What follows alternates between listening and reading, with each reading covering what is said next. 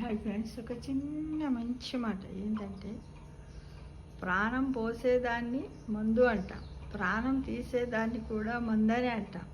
పేర్లు ఒకేలా ఉన్నా గుణములో తేడా ఉన్నట్టు మనుషులంతా ఒకేలా ఉన్నా వారి వారి మనస్సుల్లో కూడా తేడా ఉంటుంది. ఫ్రెండ్స్ గమనించండి.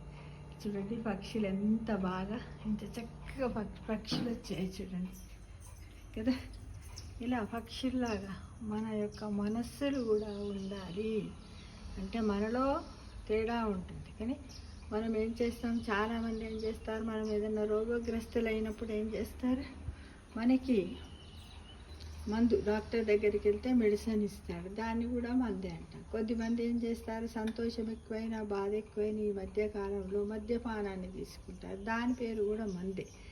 అది మందే, ఇది మందే. కాకపోతే అది ఒక రకమైనటువంటి బాధను తొలగించడానికంటే రోగ బాధ నుండి ఉపశమనానికి మందులు వాడతాం, ఏవి మెడిసిన్స్, వైద్యపరంగా.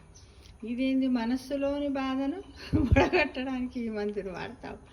ఇలా ఏ విధంగా అయితే ఉందో మనుషుల్లో ఉన్నటువంటి మనస్సులు కూడా ఈ విధంగానే ఉంటాయని మనము గమనించాలి ఫ్రెండ్స్.